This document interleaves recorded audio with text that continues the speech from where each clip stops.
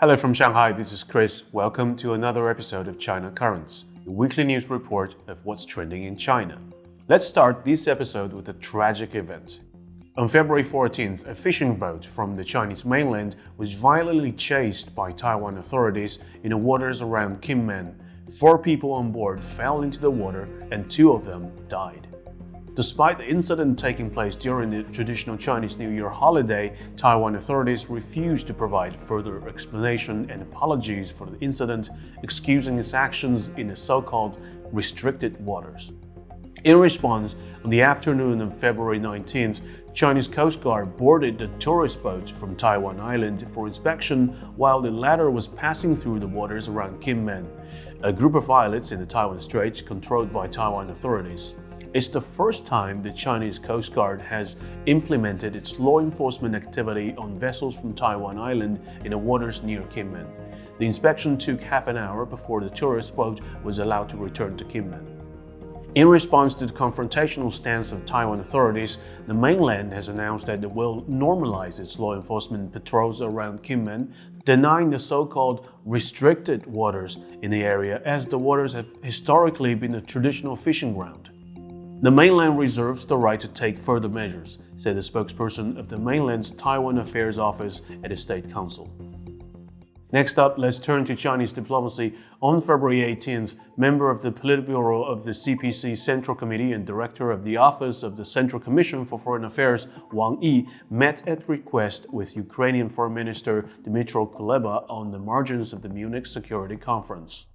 Wang Yi noted that China and Ukraine are strategic partners and our two peoples have long enjoyed friendly exchanges. There is a traditional friendship between the peoples of China and Ukraine. Wang Yi also expressed gratitude for Ukraine's help at the emergency evacuation of the Chinese nationals. And Wang Yi stated that on the Ukraine issue, China's always been standing on the side of peace and dialogue and insisted on promoting peace talks.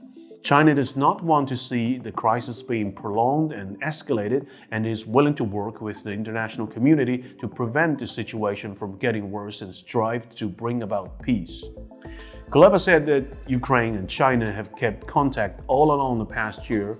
Ukraine wants to realize peace much more than any other countries, and Ukraine values China's status as an important influence on the international arena, as well as China's stance on a political settlement to the crisis. Ukraine expects China to continue its constructive role. 2 days later, on February 20th, French President Emmanuel Macron held talk in Paris with Wang Yi.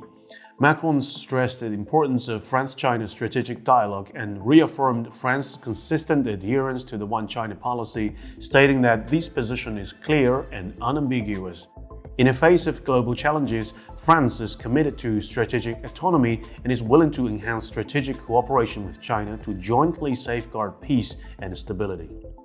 Both sides agreed to strengthen cooperation on a wide range of issues, including climate change, biodiversity protection, sustainable development, agricultural products, clean energy, nuclear energy research and development, artificial intelligence, aerospace, and forest carbon sinks.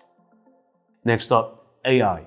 OpenAI's text-to-video model Sora sparked global excitement upon its release. A few days later, a meeting of the State-owned Asset Supervision and Administration Commission on AI development was held, emphasizing the need for SOEs to play a leading role in the country's AI drive. It's not the first time SASAC has put particular focus on AI this year. At the State Council Information Office press conference in January, SASAC's Secretary General and spokesperson Zhang Shuxin introduced that the regulator will plan and promote a batch of major projects, select 100 projects in strategic emerging industries, build strategic emerging industry clusters, and implement special actions like AI+. One key goal of China's AI development plans is to address the computing power foundation issue, that is, AI chip clusters. And secondly, there is an emphasis on AI empowerment across industries, a clear and direct approach that, combined with China's national conditions, differs from the US AI direction. In 2023, the Ministry of Industry and Information Technology issued guidelines on future industrial layouts, including general AI, brain-computer interfaces, and humanoid robots, and a metaverse. It is worth noting that just days ago, insiders reported that relevant Chinese authorities had already convened meetings to study and discuss it. Next up, lately Chinese authority has been focusing on the previously little regulated stock market. After the appointment of the new chairman of the China Securities Regulatory Commission, new sets of regulations and punishments are being carried out swiftly, bringing a powerful momentum to the previously chaotic and speculative market. Here are some examples of the reform.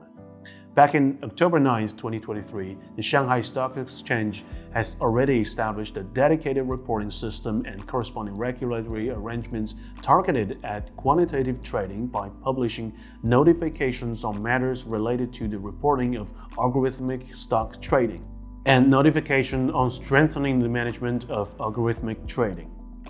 The said regulation has just been implemented lately. Now existing investors have completed their reporting on schedule as required, and new investors have complied with the report first, trade later regulation. Overall, the quality of the reports submitted by all parties have met the requirements, laying a solid foundation for the further strengthening and improvement of quantitative trading supervision. The SSE has committed to leveraging the reported information to continuously enhance the monitoring and analysis of algorithmic trading, especially high-frequency trading. The exchange will dynamically assess and refine the reporting system to ensure robust regulatory oversight of these advanced and rapidly evolving segment of the trading landscape. As of February 20th this year, data from the stock exchanges in Shanghai, Shenzhen, and Beijing shows that 46 companies have terminated their listing applications. Among these, one application was rejected at a review meeting, while the remaining 45 companies voluntarily withdrew their applications. This move comes as a part of an effort to improve the quality of listed companies. The China Securities Regulatory Commission is set to focus more on strictly controlling the initial public offering access by intensifying supervision and inspection of companies preparing to go public.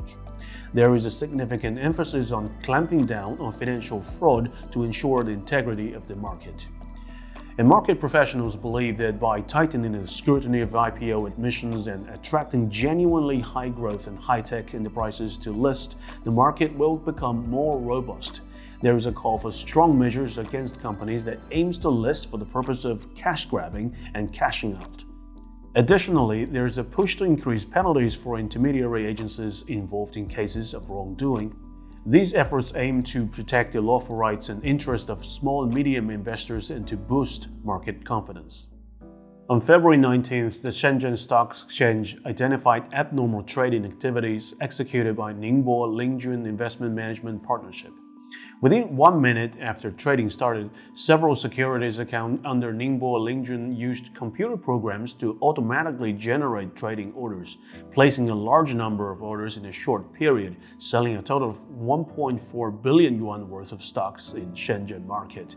This activity caused a rapid decline in the Shenzhen Component Index and disrupted the normal trading order, constituting abnormal trading behavior as defined by the Shenzhen Securities Exchange trading rules. Throughout the year, Ningbo Lingjun's securities account have been subject to regulatory measures such as written warnings from this exchange due to abnormal trading practices. But despite these measures, Ningbo Lingjun continued to engage in abnormal trading behavior. The SZSC thus decided to impose trading restrictions on the securities account associated with Ningbo Lingjun. Starting from February 20th to February 22nd, these accounts were prohibited from buying and selling any stocks listed on the SZSE. Furthermore, the exchange has initiated procedures for public reprimand and disciplinary action against Ningbo Lingjun. Last but not least, let's turn to military. On February 20th, the Southern Theater Command of the People's Liberation Army organized frontline naval and air forces to closely monitor the Philippines-US Joint Air Patrol in the South China Sea. The operation was confirmed in a statement released by the command on the same day. The so-called Joint Air Patrol was conducted by 3 Philippine Fa-50 jet fighters and 1 US B-52 bomber on February 19th. The Philippine side brought together a non-regional country to stir up trouble in the South China Sea and publicly hyped up the air patrol, according to the statement, criticizing the US involvement. 2 days ago, on February 18th, the Philippines accused Chinese fishermen of poisoning the waters in Huangyan Island with cyanide for fishing and discouraging Philippine fishermen from operating in the area. Huangyan Island, a Chinese territory, was continuously claimed by the Philippines in recent years. Prior to the Philippines-US Joint Air Patrol, the Chinese embassy in the Philippines refuted the poisoning allegations as completely baseless and fabricated, condemning the Philippines for exacerbating tension and undermining the bilateral relationship through consistent provocations. Well, that's all for today. Thank you for watching this episode of China Currents. If you have any thoughts and comments about our show, please reach us at the email address below. I'm Chris, looking forward to hearing from you, and see you next time.